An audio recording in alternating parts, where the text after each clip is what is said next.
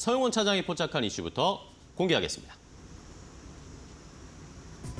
게임주들의 희비가 엇갈리고 있습니다. 성장 기대감이 높거나 2분기 호실적을 기록한 기업들의 목표 주가는 상향되고 있지만 부진한 성적표를 받은 게임주의 목표가는 하향 조정되고 있는데요. 최근 게임 업체들은 개별적 신작 모멘텀에 근거해 등락을 지속해온 상황입니다. 그런데 20일부터 시작되는 게임스컴에 참가하는 기업들은 신작 마케팅에 대한 기대감이 더해질 것으로 전망되는데요. 금리 인하 수혜가 기대되는 대표적인 성장주, 게임주들의 앞으로의 방향은 어떻게 흘러갈까요? 지금부터 알아보시죠. 자, 첫 번째 포착한 이슈는 게임주들의 흐름을 확인을 해보겠습니다. 그동안 지지부진했던 게임주들이 이제는 실적에 조금씩 받쳐주고 있습니다. 숫자들이 변하고 있기 때문에 주가의 움직임도 달라지고 있죠. 어제 크래프톤 보신 분들 많이 환호를 하셨을 겁니다. 가지고 계신 분들도 물론 그러셨을 거고요. 자, 그럼 서영원 차장과 함께 게임주들의 흐름을 좀 체크해 보겠습니다. 일단은 실적들이 조금씩 달라지고 있어요. 네, 맞습니다. 게임주들이 사실 과거에 중국 판호 관련해서 상당히 좀 어려움을 겪다가 네. 이제는 계속해서 좀 어떻게 보면 시장에서 소외를 받던 경향들이 좀 있었거든요. 근데 최근 들어서 이제는 어떻게 보면 시장이 좀 어려워지면서 오히려 게임주들이 좀 더 주목받은 부분들도 있고 여기에 더불어 이제 실적이 함께 좀 뒷받침이 되다 보니까 좀 전망이 좀 긍정적으로 좀 나오고 있는 상황입니다. 다만 이제 조금 좀 옥석이 가려져야 된다는 얘기는 계속해서 같이 나오고 있는 상황이거든요. 네. 결국에는 이제 게임사라고 한다라면 뭐 안정성을 본다라면 뭐 유보율이 높은 기업을 봐야겠지만 결국에는 신작 게임이 얼마나 흥행을 하느냐 못하느냐가 가장 중요한 상황이라고 볼 수 있을 텐데 최근 이제 상승이 나오는 기업들 같은 경우에는 쉽게 말해서 신작 기대감과 더불어 실적이 뒷받침되는 기업이고 네. 좀 크게 나눈다라면은 국내 시장에 국한되어 있느냐 아니면 글로벌 시장이 좀 국한되어 있느냐에 따라서 좀 어느 정도 좀 희비가 엇갈리는 그런 시장이 좀 이어지고 있다라고 좀 판단하고 있습니다. 네. 자, 이런 상황에서 어쨌든 말씀해 주신 것처럼 실적에 따라서 이 주가도 반응이 확연하게 다르게 나오고 있어요. 어제 뭐 크래프톤 같은 경우에는 주가가 뭐 어쨌든 어닝 서프라이즈 기록을 하면서 잘 가고 있고 뭐 넷마블이나 넥슨 같은 경우에는 실적이 좀 잘 나오는데 NC나 뭐 카카오 게임즈 이런 쪽은 또 실적이 지지부진하단 말입니다. 이런 거 좀 구분해서 어떻게 투자해야 될까요? 그러니까 뭐 지금 말씀해 주셨듯이 NC랑 카카오의 특징이라고 본다라면 국내 쪽에 좀 국한되어 있는 기업이라고 좀 볼 수 네네. 있거든요. 그리고 이제 해외 IP 쪽에 흥행이 성공한 기업들이 대부분 실적이 잘 나오고 있는 상황이고요. 그렇기 때문에 그거는 분명히 좀 구분을 해서 좀 살펴봐야 될 것으로 좀 판단이 됩니다. 오히려 좀 많이 떨어져 있으니까 같이 올라가지 않을까라고 판단하기보다는 오히려 좀 상승한 종목들에 좀 올라타서 보는 게 훨씬 더 좀 나누는 게 더 맞지 그럼 않을까라는 요즘에는 생각을 하고요. 게임주들이 차트 시세 자체가 좋은 걸 골라야 되겠네요. 그런 게 저는 더 유리하지 않을까라는 생각을 합니다. 왜냐하면 이게 나눠지는 게 극명하게 이유가 있거든요. 네네. 그렇기 때문에 우리가 예를 들어서 뭐 수급이 부족한 현상이 나타나면서 좋은 종목인데도 불구하고 못 가는 게 아니라 지금 뭐 못 가는 종목들은 좀 실적이 일단 안 나오고 펀더멘탈 있고요. 자체가 안 네, 좋으니까. 그렇습니다. 그러게 좀 나눠지다 보니까 그럴 때는 오히려 좀 수급이 더 쏠리는 현상들이 나타날 수 있다라고 좀 판단을 하고 있거든요.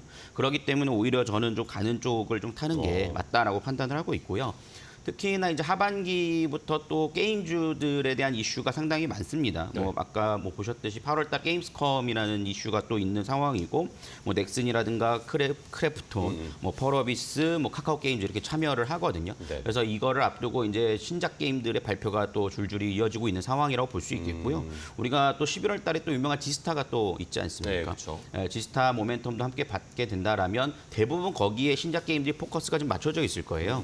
그렇기 때문에 거기에 함께 게임 이벤트가 좀 유입되고 있는 상황에서는 우리가 한 게임주를 한 가지 섹터로 좀 분명히 좀 봐야 될 부분의 명분들과 지금 현재 시장에서의 수급들은 좀 붙기 시작했다라고 네. 좀 판단을 해볼 수 있을 것 같습니다. 네. 그러면은 최근에 어쨌든 뭐 시장에서 약간 손바뀜이 나타나고 있는데 금리 인하와 관련된 이슈도 게임주에는 좀 호재가 될 수 있을까요? 호재가 될 수 있을 거라 생각을 합니다. 네. 근데 물론 뭐 그러니까 금리 인하에 대한 이슈가 게임주의 직접적인 호재라기보다는 직접적이진 않지만 분위기 전체적으로 그렇습니다. 봤을 때 네, 수급이 일단은 들어올 수 있고 유동성이 있고 지금 우리가 크래프톤이 어저께 뭐 급등은 했지만 네네. 증권사 리포트들을 보면은 여전히 낮다라는 얘기를 하고 아직도요? 있거든요. 네. 그런 얘기의 전망치가 더 높아지고 있고 그다음에 지금 현재 상승 중인 종목들의 대부분 목표 주가가 다 상향 조정되고 있는 상황이거든요. 상황이거든요. 그러니까 결국에는 이제 외국인과 기관들의 어떻게 보면 이제 대형 자금들이 지금 현재 들어오고 있는 상황이고 그 포지셔닝이 금리 인하와 맞물린다라면 저는 좀 더 성장성으로서 좀 이어질 수 있을 거라 생각을 합니다. 지금 현재 반도체나 뭐 이런 쪽이 좀 쉬어가고 있는 상황이지 네네. 않습니까? 그러니까 결국에는 그런 자금들이 어디론가는 흘러가야 되는데 지금 현재 모멘텀이 좀 되고 있고 거기에 따라서 유동성이 이제 앞으로 좀 증가할 것이라는 기대감이 있기 때문에 미래 선점하고자 하는 외국인과 기관에 어떻게 보면은 뭐 띠로 들어오는 이런 네. 수급들이 상당히 좀 많거든요. 그렇기 때문에 그런 점에서는 게임주들이 금리 인하에 대한 이슈에 좀 충분히 좀 수혜를 입을 수 있는 모멘텀이 되지 않을까 생각하고 있습니다. 네, 좋습니다. 자, 그동안 또 잔뜩 눌려 있었다가 게임주들이 뭐 이벤트도 있고 실적도 받침이 되고 이런 상황으로 좀 변하고 있는 상황입니다. 자, 그렇다면 게임주들의 최근 흐름 어떨까요? 좀 차별화된 움직임이 나타나고 있긴 한데 고은별 앵커가 게임주들의 흐름 한번 체크해드리겠습니다. 네, 게임주들 최근에 실적에 따라 주가의 방향성이 완전히 대비되는 섹터 중에 하나이죠. 어제 흐름만 놓고 봤을 때도 실적에 따라서 주가의 상승과 하락이 엇갈렸다는 게 뚜렷하게 보이는데요. 크래프톤 같은 경우에는 호실적을 안고서 52주 신고가를 돌파하는 데 성공을 했습니다. 1분기에 이어서 2분기 역시나 긍정적인 실적을 발표했는데요. 증권가에서는 무려 14곳에서 목표 주가 상향 리포트를 줄지어 내놓기도 했습니다. 그에 반응해서 주가 역시나 33만 원을 돌파하는 데 성공했고요. 넷마블 역시나 호실적을 발표한 기업이죠. 다만 주가의 방향은 사뭇 다릅니다. 실적 발표 전에 기대감에 많이 올랐고요. 오히려 실적이 발표된 뒤에는 차익 매도 물량이 나오면서 주가가 다소 좀 진정되는 분위기가 나타났는데요. 어제 같은 경우에도 0.4%가량의 강보합권에서 마감하는 데 성공을 했습니다. 넷마블은 상반기에 나 혼자 레벨업과 같은 신작들의 판매고에 힘입어서 주가가 잘 나오고 실적도 잘 나왔습니다. 하반기 역시나 지금 신작이 좀 기대되는 모습이고요. 2분기 좀 실망스러운 실적을 발표했지만 신작에 대한 기대감 속에 신고가를 돌파한 종목도 있습니다. 바로 웹젠인데요. 13%가량의 급등세를 보이면서 신고가를 돌파했습니다. 지금 호가가 한 500원 정도만 더 상승하게 된다면 2만 원 선을 돌파하게 됩니다. 2만 원 선은 2022년 그때 8월에 돌파를 한 뒤에 한 번도 올라서지 못했는데 만약에 이번 신적 기대감 속에 2만 원을 돌파할 수 있을지 그 부분도 한번 체크해 보시면 좋을 것 같고요.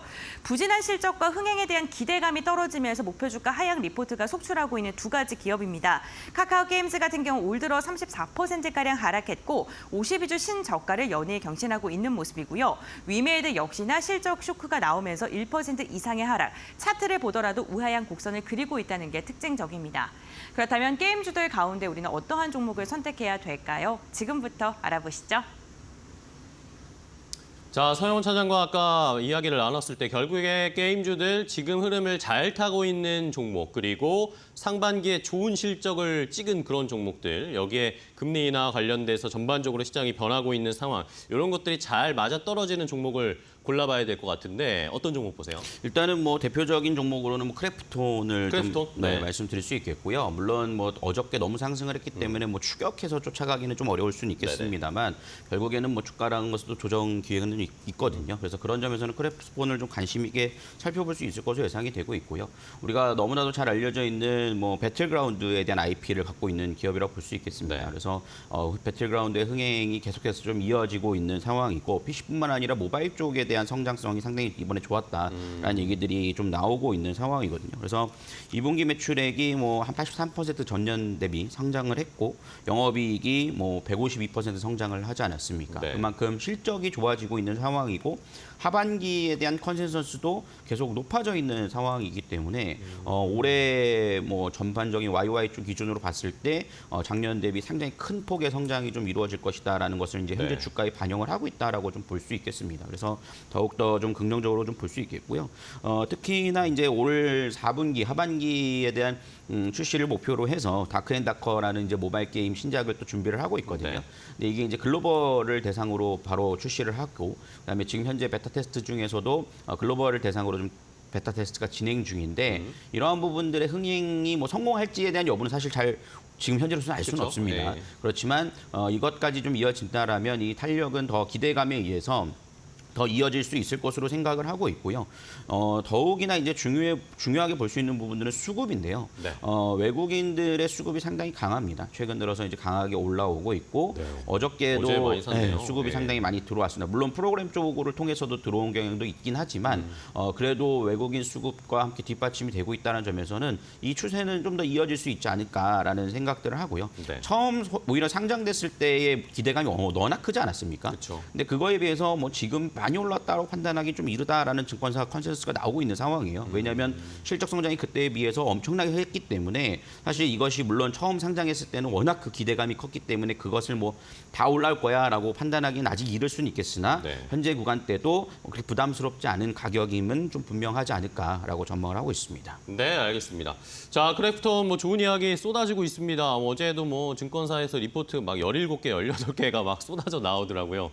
자, 그럼 크래프톤도 게임스컴에 참여하죠? 네, 맞습니다. 여기서 뭐 뭔가 이벤트 있을 수 있을까요? 뭐 신작에 대한 부분들이 최근에 이제 다크앤다크 가장 크게 지금 준비를 하고 있는 상황이고 뭐 콘솔 게임 쪽에서도 좀 얘기가 나오고 있는 부분들이 좀 있거든요. 그래서 그 부분들에 대해서도 모멘텀이 좀 작용을 할 수 있지 않을까라고 보고 있습니다. 네, 알겠습니다. 자, 크래프톤 일단은 어제 저항선이었던 30만 원을 뚫고 올라갔습니다. 33만 1,000원에 어제 종가 마무리가 됐는데 자, 좋은 이야기 계속 나오고 있습니다. 게임스컴에도 참가할 것이고요. 여기에서 계속해서 모멘텀 발생할 수 있을지 확인을 해보겠고 자, 그럼 이번에는 곽유정 파트너께도 게임주 어떤 종목 보시는지 좀 골라주실까요?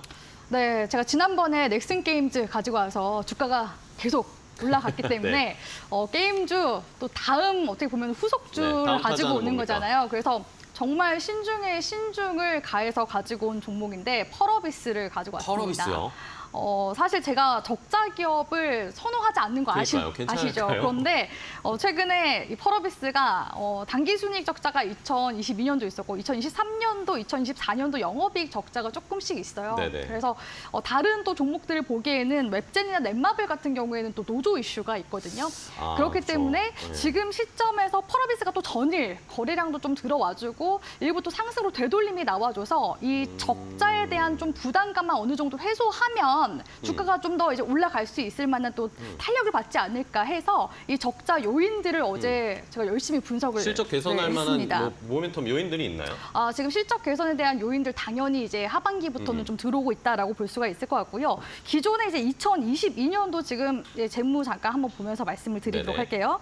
2022년도 같은 경우에는 환율 변동에 따른 외환 차감으로 인해서 무형자산 손상 차손 등이 반영이 되면서 적자가 당기순이익에 좀 일어났다고 보시면 네. 될 것 같고요. 2023년도로 넘어오게 되면 이때는 사실 게임 종목들이 전반적으로 분위기 네. 자체가 좋지가 않았습니다. 않았죠. 기존 게임들도 진부화됐다라는 평가도 받았었고 또 신작 출시 성과도 예상치 이하이거나 펄어비스 같은 경우는 신작이 지금 계속 좀 부재되고 있었던 그런 네. 상황이었었거든요. 그러다 보니까 높아진 인건비 부담이나 외환 역성장에 따른 고정비 부담이 확대가 되면서 영업이익이 적자를 돌아간 것으로 보여지고요. 2024년도 이제 올해도 좀 적자가 있는데 올해 같은 경우는 이제 다음 이제 신작 출시에 대한 기대감이 지금 하반기 들어오고 있기 때문에 네. 계속해서 광고 선전비, 판관비 이런 부분들이 지금 또 반영이 되고 있는 중이다라고 볼 수가 있겠습니다. 그렇기 때문에 이번에 이제 하반기 모멘텀을 기점으로 해서 내년부터 본격적인 매출이 발생할지 이 부분을 이제 보셔야 될 것 같은데요. 일단 펄어비스에서 주력으로 만들고 있는 게임은 두 가지라고 일단은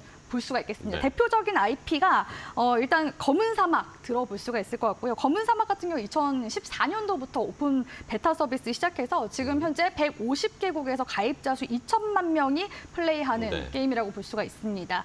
거기에다가 이제 이브 같은 경우에는 2018년도 9월에 아이슬란드 게임 개발사 CCP를 인수하면서 같이 또 편입이 된 그런 게임이라고 볼 수가 있을 것 같은데요. 이 이브는 우주 리니지라고 불릴 만큼 네. 탄탄한 매니아층을 또 가지고 있고 매출 비중 같은 경우에도 전체 매출의 한 20에서 26% 정도 가지고 있습니다. 이 이브의 IP 같은 경우는 시리즈별로도 지금 다양하다고 볼 수가 있겠는데요. 이브 발키리 같은 경우에는 비행 슈팅 게임, 그리고 이브 건잭 같은 경우에는 1인칭 슈팅 게임, 그리고 이브 에코즈 같은 경우에는 온라인 공식 모바일 게임 이렇게 등등등 시리즈가 지금 현재 있는 상황이기 때문에 하반기에는 계속해서 이런 라이브 게임 관련해서 서비스를 좀 더 강화시켜 나가고 또한 네. 추가적인 이제 시리즈 개발에 대해서 역량을 지금 현재 쏟고 있는 그런 상황이라고 볼 수가 있겠습니다. 자, 펄어비스 주가도 같이 함께 보면서 추가적인 말씀을 좀 더 최근에 드리자면요. 좀 조정받다가 다시 올라오네요. 2020년도 하반기부터 기점으로 해서 펄어비스가 주가가 굉장히 강하게 올라갔었는데 이때는 이제 중국에서 한한령 이제 해제에 대한 기대감이 들어오면서 판호 허가를